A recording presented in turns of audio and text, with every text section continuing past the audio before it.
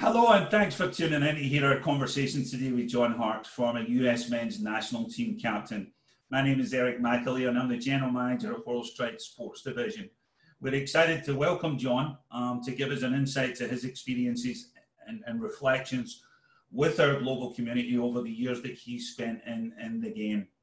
I've known John for a number of years. He's helped us many times with our North American Scottish Coaches Association, where he's very kindly helped us out at the National Soccer Convention and years gone by, and just got a phenomenal connection to his Scottish background. Just to give you a quick background in John's story, born and raised in New Jersey, and very much a soccer hot pocket, coming up and, playing with fantastic players. John played high school soccer with future national teammates, Tony Meola, Tab Ramos. John went on then to have a very successful 3-year spell at University of Virginia. We played for Bruce Arena, won the MAC Player of the Year award in '87, and then became the first American to play in the English Premier League. John, welcome. How are you? Nice to see you. Great to see you, Eric. Thank you so much for having me on, and it's great to see you and get connected again. You and I share a lot of good experiences through football, both on and off the field. So it's great to be with you today. And excited to dive into our stuff today, John. Yeah. Certainly we're talking about leadership and culture and a few other things, but my concern is we keep it less than 3 hours between you and I, because there's so many crossovers and forks in the road where we bumped into each other. So just to get us kicked off, just give us a little insight. And certainly one of my proudest things where you and I always go is you come from a Scottish heritage. Both parents are first generation Scottish, and if I remember right, it's like Paisley and Dundee. Yeah, that's correct. Yeah, my mom's from Paisley, my dad's from Dundee, and give us a little insight to that New Jersey soccer upbringing, John. With those, that quality of player, and obviously you were from Kearney. Just what that was like growing up. Yeah, I mean, look, we quite often when we talk about generations, and we talk about the teaching and the learning aspect, from my perspective, it was more like growing up on the streets of Scotland instead of Kearney, New Jersey. And there was such a vibrant environment there to learn the game and to live the Scottish way. Yeah. To be honest with you, there was a lot of, from a social kind of reflection, it was more about walking down the street from the pub where we changed to play youth football every day, down in the dungeon, they used to call it, to go down to the pitch. Or if you didn't have a ride, you were walking down to the pitch, so you had to make sure you got there in enough time to start the game. But it was that type of thing.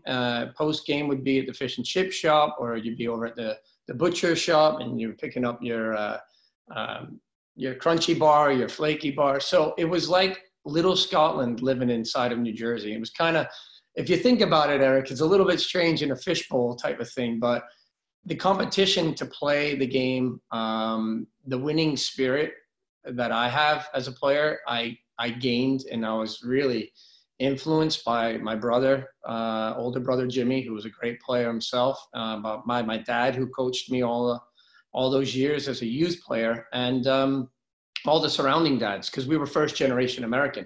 Yeah. So that's all we knew. We grew up on the streets and played every day and played pickup all day long. So for me, it was I was very fortunate to grow up in that environment, and but there was a lot of challenges that came with it, for sure. And I'm sure in that generation, I certainly thinking of your high school, your high school career, high school soccer back then was such a key part of the journey.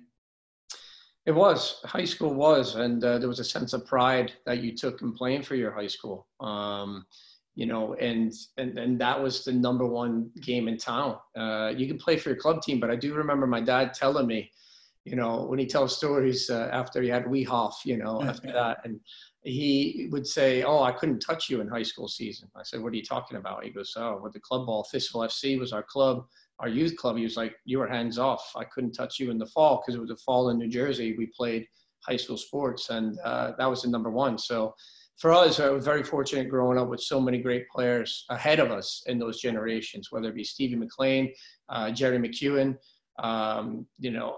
those type of players were who we wanted to be, you know, my brother's age. And high school was, if you won state titles, you were at bragging rights over everybody in the state. And so it was fantastic to do that. But when you think of, you know, your relationship with your dad, and I know you're still very close to your dad nowadays, you know, those formative years of you as a teenage soccer player, you know, how do you think back? Do you think back fondly to those memories that you created along with your dad? Yeah, I give thanks actually to my growth. I think you get influenced quite a bit when you're growing up in an environment that could change the way your pathway of thinking is, or the way that you compete. You know, we were not making a great deal of money in Kearney. It was a blue collar town, very industrial. I think about the relationship I had with my dad through the game of football, that not only helped me grow and excel in the sport because of the respect for the sport, but also off the field and life skills. Like, how do you grow up and respect each other? How do you have that honesty and that approach to people from different dynamic backgrounds? And, you know, how that comes together in a team sport like football is fantastic. And I think those are things that you go back to the wins and the championships and all that, but it's the special relationships that you grow and develop through the game. And that's how my dad passed down the game to me. He wasn't going to allow me or my brother to play the game. And I do have a sister that nobody talks about. She played football up until she was about 11, then said, I'm done. But it was more about the relationships and respect for the game and people. And that's what I really learned from my father. So I owe him a great debt to that type of influence he had on me in the game. Yeah. And you know, you think of what Kearney was known for. And when I think of Kearney, I think of Celtic Boys Club. You know, I've had this discussion before, is Celtic Boys Club were always so famous. And a lot of my friends came on the Kearney journey. You know, it was a staple of being a young player at Celtic Boys Club, is they went to Kearney every year. And you know, and when you think of Kearney, you don't even think of just the Celtic Boys Club, but the people that you grew up around, you know, the Tony Meolas, the Tab Ramos, the culture that you were surrounded by. And I'm sure that just, you know, it was the old best versus best world. I'm sure that you were just constantly tested and challenged. Exactly right, Eric. It's a great point to bring up, because we were already competitive people within our own environment. But to have the outside club come across from, you know, the Celtic, that's all we heard was a legendary folklore of Celtic all the time. Everybody talked about the Scottish Premiership, Celtic Rangers, the Old Firm games. And my dad, obviously, knowing his club was Dundee United. But we were very aware of it. To have them come in at the age of when we were 13, 14, our formative years, very critical time for us.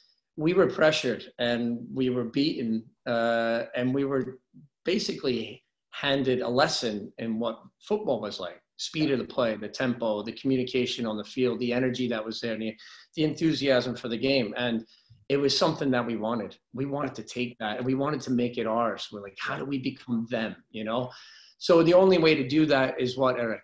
Yeah. Beat them at their own game. And we finally did do that at the age of 16. And Peter Vermes was actually on that game, that team as well. Tab Ramos, myself, we were on the pitch.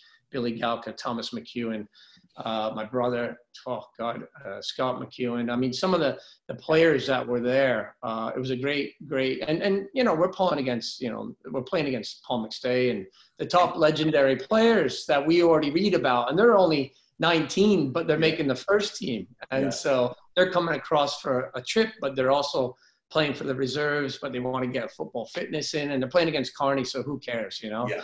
But those were the best days, because we would line the Gunnell Oval with 3,000 fans. Yeah. And all the fans that supported us throughout the year, they used to come out in 300. Now it's 3,000, and they're all wearing the hoops. And so we're like, wait a minute, where's your loyalty? And so that was the beautiful story. We were like, hey, you. And then it would be Sonny McEwen, and he's like, oh, come on, lads. And he's cheering for Celtic. We're like, wait, you coach us. You know, so that was the type of experience we grew up in, and it made us fight even harder. Of course it does. And you look back, and I grew up in Glasgow, and I feel very fortunate to have grown up in Glasgow. I'm sure you look back, John, and feel very fortunate to have grown up in Kearney.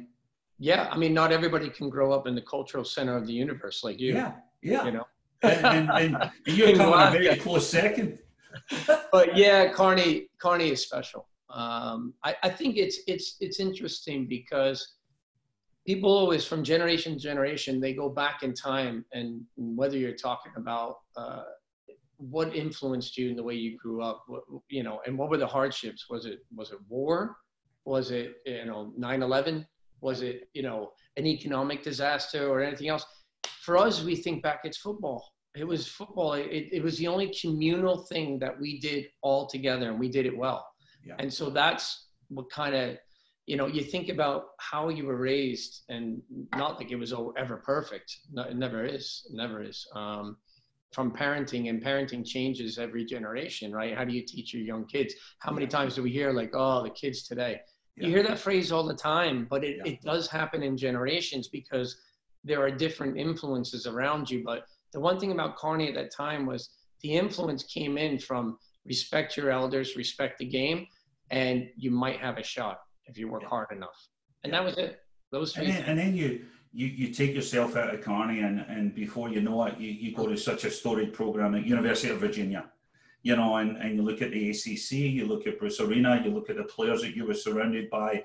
And again, what a great pick for you, and what a great fit that was. Great school, great academics, great area in Charlottesville. How was that? I'm sure that was a great experience for you too, John. Yeah, it's like one of my favorite lyrics from Bono at U2 is like a fish riding a bicycle. Yeah. You're trying to throw your arms around the world. I was completely out of water there. A whole new experience for me. I'm very fortunate that Bruce Arena and Dave Saracen, the assistant, actually was following me as a freshman in high school. And I remember Dave visiting and not being able to talk to me back in those days. And I was like, who's that guy? And they're like, oh, he's at UVA. And you knew the old school, coaches that were all around, and George Tarantini was at NC State, and John Rennie and at Duke, and then all the big timers, and you think to yourself, what's the best fit for me? You don't know. Even I was talking to Jerry Yeagley about this, and he was like, oh, I wanted to recruit you. I talked to Anson Dorrance the other day. He's helping out something medically with my daughter because of a doctor that's on campus at UNC. He's one of the best hematologists in the world. And he's like, do you remember I recruited you? I said, what? He's like, yeah, I was the coach of the men's team for 2 years before I went to the women. And I said, I do remember you coming to visit my dad. And he goes, yeah. And your dad said, shove it. And he's so funny when I hear those stories. He's brilliant. But Bruce brought me to that environment. I wanted to play football there to extend it because the NASL had folded at that time for us. And that was the next best thing to continue playing and growing and developing the game. But the university level was fantastic. The only thing I didn't know is I didn't have an academic background strong enough to survive there. But I had to learn quickly because I was definitely out of water in that environment. But I loved it. It was brilliant. And he was a great coach, very organized and disciplined. And he knew how to put a team together. And so that balance was there. And one of the things that he pushed onto me was more accountability, responsibility for a team, not just fighting for yourself. You got to now fight for everybody. And I learned that process through him. He was brilliant. And you look at, what UVA stands for, academically, what an amazing institution. And, and you look at submerging yourself in that environment. But the football culture that Bruce had created there, very, very quickly in the early days. And Bruce was a lacrosse guy, he played lacrosse in college. And you think of what he instilled at UVA. And again, saying that you were lucky to grow up in Kearney, you were probably lucky to go to UVA as well. Yeah, I think I was very fortunate to go to UVA. I agree with you. And to be in that environment with somebody that wanted to believe in me and maybe saw potential in me. And those are the kind of coaches you always want to play for, because even though you're making mistakes, you're not doing the right things, they still see something in that light at the end of the tunnel for you. So if they create that vision and they convince you to have that vision and follow that dream, then that inspires you even more. And he was a coach that his staff, Dave Saracen as well, and Craig Reynolds, all of those coaches, they were all there to coach to encouragement. And that's kind of how I coach today, as a professional coach. And, you want to get the best out of the players and make sure you have that communication. So he always had that. Now he's kind of standoffish, and a lot of people don't know about Bruce. He's really an introvert. but he'll tell you what he thinks. He doesn't have any hesitation about that. He's pretty straightforward, Brooklyn, New York guy. But, you know, at the end of the day, I learned a great deal from him and being with him. And you know, you look at how you catapulted your move over to England. Obviously, that you were the trailblazer at that time. You know, you were the first American to go in and play in the English leagues. And you know, how did that come about? And certainly, you know, that must have taken a lot of backbone to go and, you know, and go and confront that and take on that challenge, John. Yeah, I think it does. And there are times where you have that doubt, that self-belief that does creep in. I think everybody does when you try to get challenged and you're going to that next level. And it comes down to how much do you really want this, to push that fear aside. And for us at that time, you know, we were, you know, the Federation had gone through a transformation as well, because we qualified for the '88 Olympics. And coming back to UVA for my senior year would have been 1989. And Bruce, I remember sitting me down and saying, hey, the national team want to get contracts because they want you to qualify for the '90 World Cup. It's been far too long since we've gone back to that stage. But in between that, you're going to have to play somewhere to elevate your game.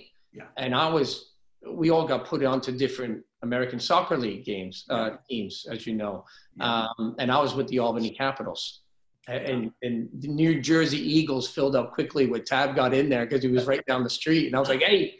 And so I didn't have my choice. And so I went to Albany and I started playing. And John and Jim Simpkins were up there. And they had little connections here and there. Like, you know, Harkes, you really should go overseas. And I was like, oh, okay.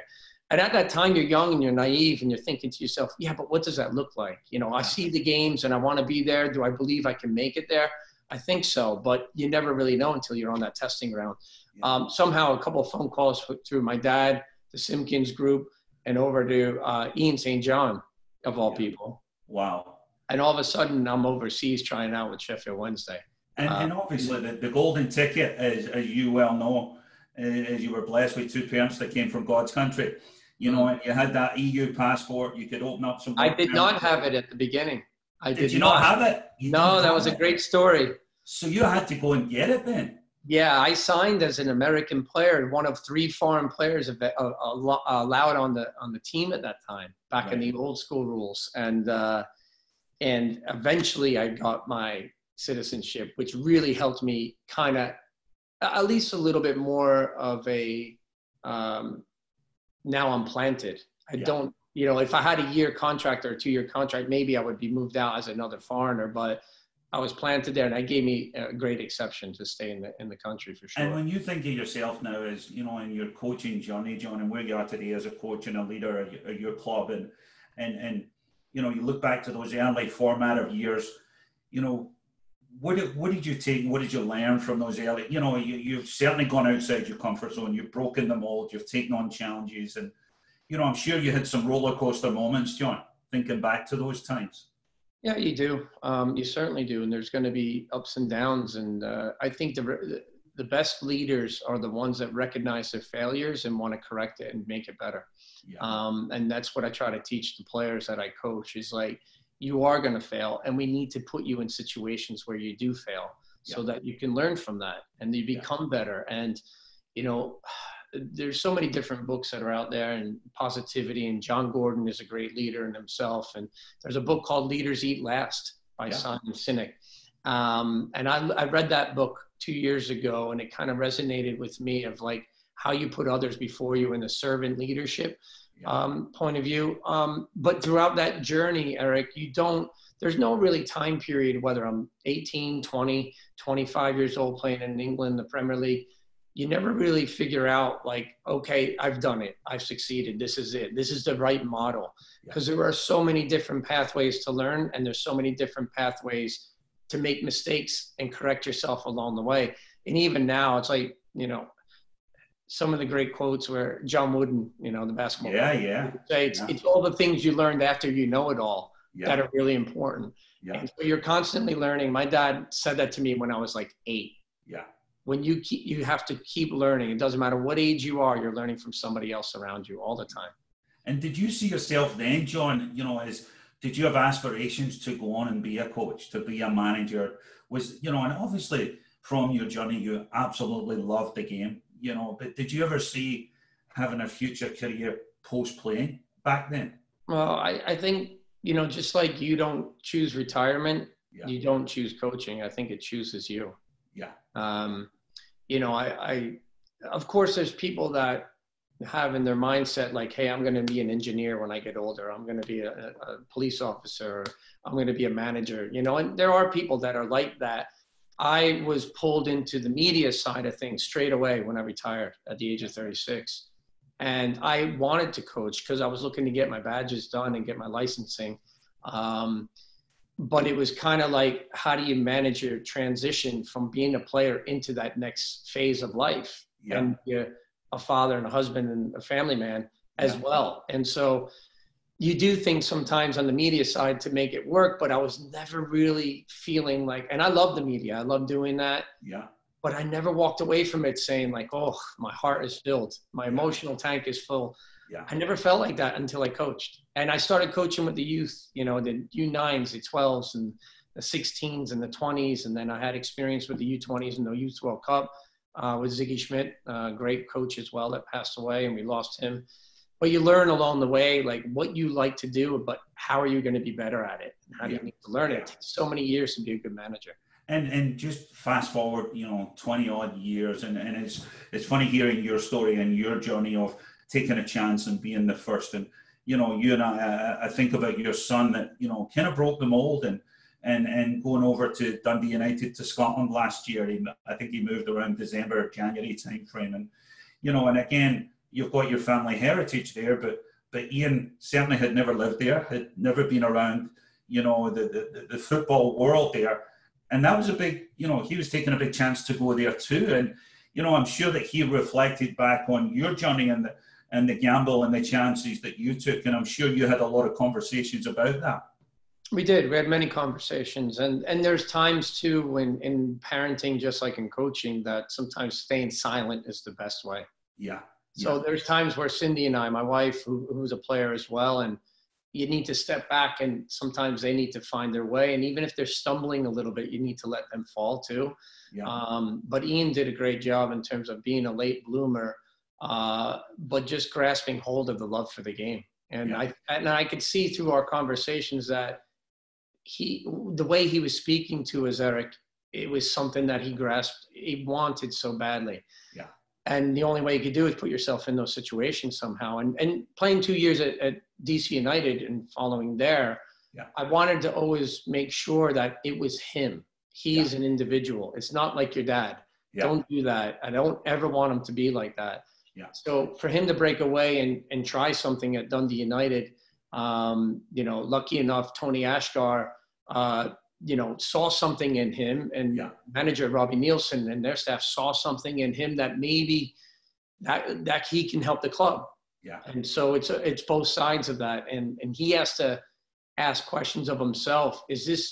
What sort of sacrifice does that mean? Yeah. Is there going to be times where I'm isolated and lonely and away from family? Yeah, of course. But how much do you really love the game and want to get better? Yeah. And so you need to be put in those situations. Those experiences teach you about yourself. And listening to your story between yourself and your dad, I see a lot of similarities between you and Ian. And you'd passed on a love for the game, a passion for the game. I remember Ian as a young player at Gonzaga High School. I used to coach at DeMatha. And I remember Ian as a young player coming through. And I think he played for probably Herndon. It was one of the Northern Virginia clubs. And I distinctly remember him coming through. And I was always so impressed by him. And obviously went off to Wake Forest and won the National Player of the Year.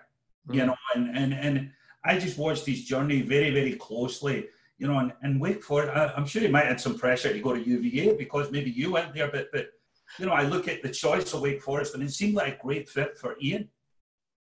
Yeah, I think so. And the pressure that was there from UVA, we try not to put pressure on any of our kids, but Cindy and I both went there and played. Our brother-in-law went there. My sister-in-law went there. They all played sports there, and they did well. So, but we were very, I think, tuned into the fact that his journey might not be our journey.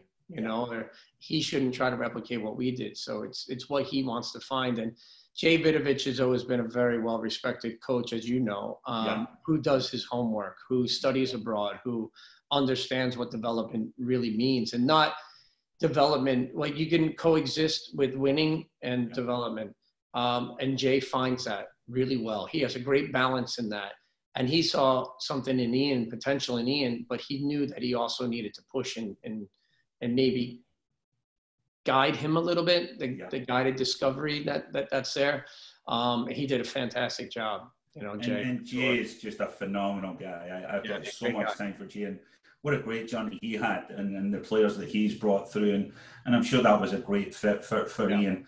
Jumping on here a little bit here, John, just looking back to certainly, you know, your journey through UVA and England and back to MLS is, you know, well, you certainly, you know, had a diverse career, but, you know, the topic that we spend a lot of time talking about today, do you know, think of the big name managers that you played for back then, and, you know, do you have any leaders that jump out at you through your journey, you know, that you had said at that time, they're special, they get the best out of me, I would like to lead like that, you know, I'm going to take, is there some of those that jump out at you, John?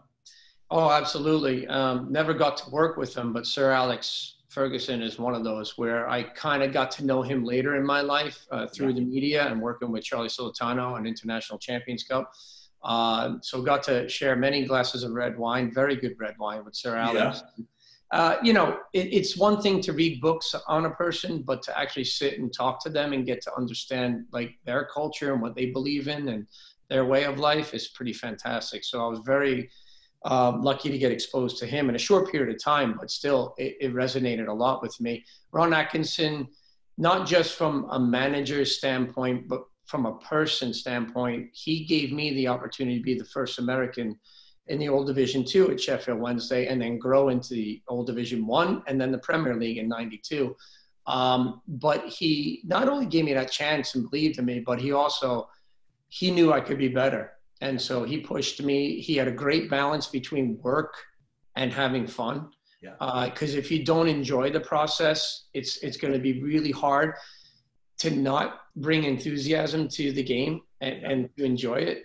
So he did that for me. And then again, like Bruce Arena and these certain managers along the way, you know, old Harry at West Ham, Harry Redknapp. How was Harry, John? I'm sure that was an experience. And, you know, what a fascinating individual Harry is, and survived the test of time.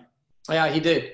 He for sure did. And Jim Smith had come to the club at Derby where I was, and Jim was an old school coach and a great coach, and I liked him as well. And I knew I could learn from him, but when the Major League Soccer was being talked about, Eric, and coming back, it was more like West Ham were like, can you come here on loan in the Premier League again? And I said, yeah, I'd love to. And that's when Sunil Gulati from the Federation started calling up, say, not 95, it's going to be in 96. It's going to happen now. And we were all like, okay. But Harry was brilliant. You know, I was very fortunate to be exposed to he and Frank Lampard Sr. You know, great staff that was there, great, tremendous players. And Frank Jr. was my boot boy. He and Rio were in the youth groups. They were with the young lads. And we used to go, and me and Ian Bishop used to go sometimes and watch the young boys play after our training sessions. And we were like, whew, these guys can play. You know, and that was the time. That was the time when West Ham brought through some players. Oh, without a doubt. Joe Cole maybe there. You know, you think the young players that were coming through from West Ham, and you know, again, but probably the opportunity for you to come back home, you know, start with MLS, and especially going to DC United at that time, you know, with Bruce Arena, the quality of players, that just seemed to be a good fit for you also. Yeah, I think you come full circle, right? Yeah. And he wants to see how much you've matured and grown since he coached you at the university. And so I think before we even talked about how can we enjoy this moment and enjoy this fun, and we had to put the work in, and how is that best going to fit in a brand new league with so many unknowns, that we were supposed to be the salesman in this country, basically. We had more, I think, appearances, Eric, than we did training sessions in the first preseason that we were there. And it lends itself to some of the style of football we saw early on in the league as well. But it did improve dramatically. And and rekindling with Bruce, you could see his maturity and his learning growth that was there as a manager as well. He had a real idea of what he wanted to see on the field. I think he understood how to put players next to each other that complemented each other on the field. Yeah. So it was a different time in the game at this country. And trying to bring back professional soccer after the NASL had folded, it was a 12-year absence there. Yeah. We knew there was a big challenge and there was a big burden for us to carry. But having people like Bruce as leaders in that role was going to help. Did you find that Bruce had changed from the world of the ACC and UVA to the world of, DC United and MLS? Was there a big change in Bruce? Oh, without a doubt. He was more refined as a manager. He knew what he really wanted. When you talk about find your purpose as a manager, when you ask your questions of the why, why am I doing this? You could see that he was, he had matured as a coach, without a doubt. And his application, his implementation of his understanding and his vision was very clear. And even though he knew it was his first time being a professional coach as well with DC United. So we knew there was going to be challenges that came to him for the first time and experiences that he was going to have to go through. But we were all doing that together. And that's what I think brought us with chemistry together. And that's certainly, I distinctly remember that 96 DC United team, John, and, talking about chemistry and culture. That seemed like a very special team that had a very special culture and a very special chemistry. Because you were the trailblazers at that time. Yeah, and culture is hard to come by, Eric. It really is. You have to have people with a growth mindset and open mind that really want to buy into that. And it has to be the right culture on a daily basis and be consistent in what you're doing as a leader for really players to buy into. But we did it well at DC United, even though, you talk about, we had a couple of internationals on that team, Eddie Pope and Jeff Agus. Richie Williams came up and later he became an international player as well with the U.S. Marco Echeverri and Jaime Moreno, two Bolivian players that were internationals. And Jaime was trying to make his career over in England with Middlesbrough at the time in the lower leagues. They weren't in the Premier League at that time. So you look at that and it's a mixed bag. And you're wondering who's going to lead this mixed bag. Yeah. But I think through those trials and tribulations, that's when you find out who you really are. It was the same with Sheffield Wednesday. The chemistry off the field of Sheffield Wednesday was the best I've ever experienced in my life. Yeah. And so when you bring that to the field, to the pitch itself, you cross that white line, everyone's going to watch your back and everyone's going to sacrifice for each other. It was the same at DC United. It just took a little bit while to get a little longer to get that. Now, see, when you talk about Sheffield Wednesday, the culture and the chemistry, and I remember some of the players of that club. Nigel Pearson was probably there then. And he was a captain. That was a special club. And again, you probably landed at a good place. And, to get you buried in, you think back to the culture and the chemistry of Sheffield Wednesday, which is a massive club. Massive club. It's a great point, Eric. You really have to go back and understand the moments you were in and what you experienced, both as a player and a person in terms of your growth and who you are today, because the influences that I had from Nigel Pearson as a captain of our team was like a big brother, Viv Anderson, John Sheridan, David Hurst, Roland Neal. And what a player David Hurst was, John. Unbelievable. What a special player. Yeah, he was. And in our second year there in 92 season, he was, there was a big bid put in from Manchester United for him to leave. And I think he was, he might argue with me now if we were in a pub. Yeah. I know it was fear that he didn't want to go and take on that big challenge. And he's a Barnsley lad. Yeah. And he liked the simple things in life, but he was quality, man. Yeah. Pace, touch on the ball, vision, strike, no fear at all attitude. Yeah. Sort of like an old Andy Gray back in the day. And I was like, go, you need to go. Yeah. And he stayed. And we getting to Wembley, God, I was with Sheffield Wednesday. I was at Wembley, I think 6 times in 3 years. And that's counting replays back in the day in the semifinal against Sheffield United, the FA Cup, which was held down at Wembley. So Hursty was one of the brilliant players on that team. But there was so many quality. Chrissy Waddle. Oh, Legend. see when you name those, but when you think of you as a young American kid from Kearney via UVA going into that locker room, Yeah. you know, what an environment that must have been for your growth. Yeah. You know, every one of you just named had a phenomenal career. Yeah, it was squeaky bum time. Oh, I bet it was. I bet it was. Yeah, it was an initiation for this young kid. But you can't show that fear, Eric. No chance. You'll be ripped to shreds. And but the initiations and the sarcasm and the winding up that took place there was exactly what we did as young kids in Kearney. Yeah. And so whether you were by my brother and his friends, Joey Elsmore and all of them, yeah, they put me in one of the soccer ball bags and hung me up on a peg down. That's how small I was as a young player. And my dad came down and all the coaches, Charlie McHugh and all of them, like, hey, John, stop messing around in the shower. Let's go. And, you know, all those wind up things, joking around, were the same things they did with, you know, John Sheridan, Phil King and all them, Nigel Worthington and all them.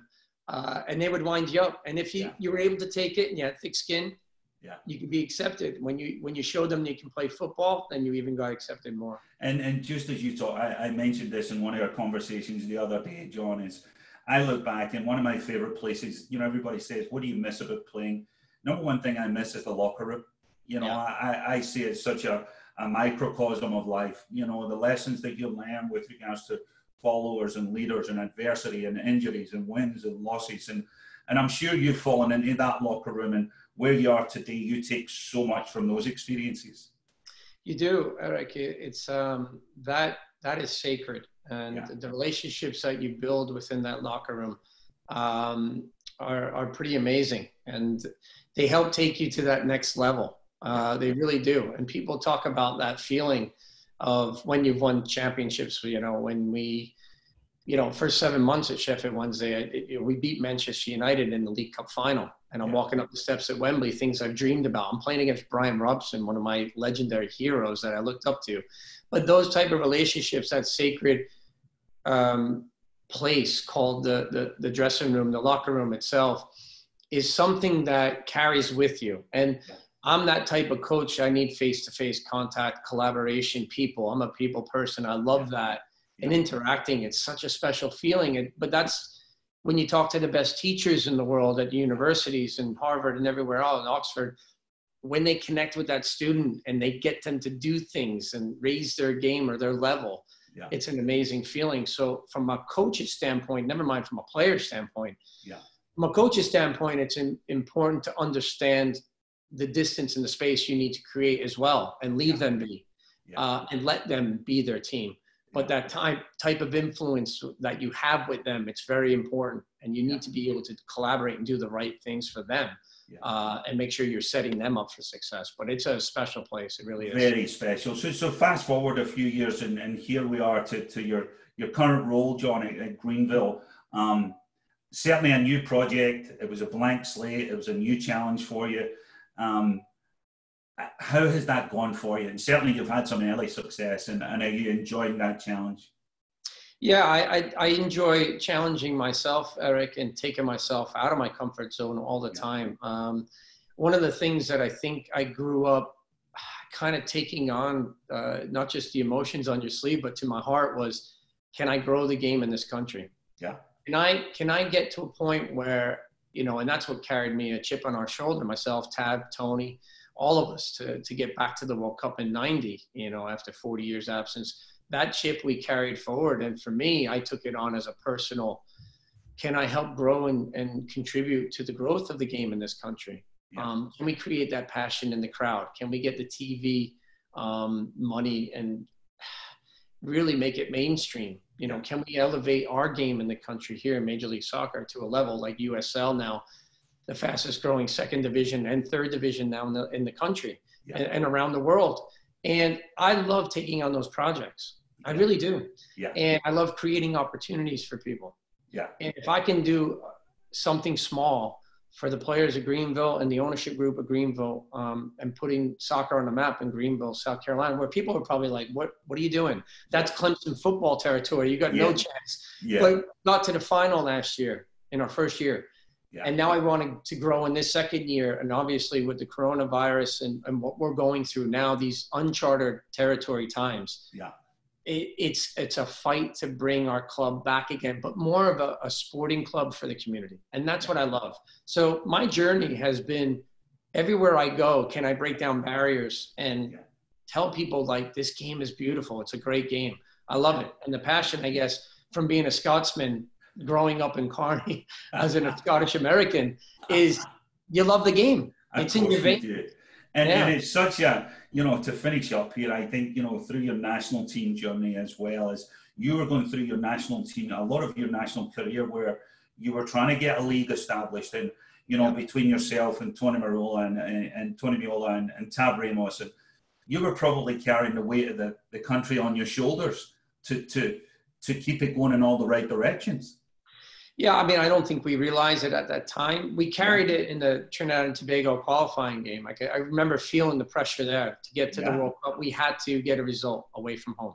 The last game of the qualifying stages, we feel that.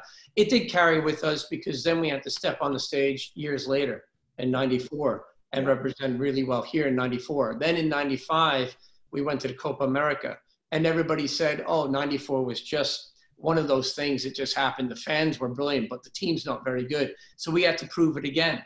And we got to the semifinals, you know, in the Copa America and being played in Paysandú, Uruguay. So it was always a constant challenge for us. And I think throughout my life, I've been challenged and I love to step up. And look, Kearney was the start of it all. And that Scottish background, that fight, that grit and determination that you always have.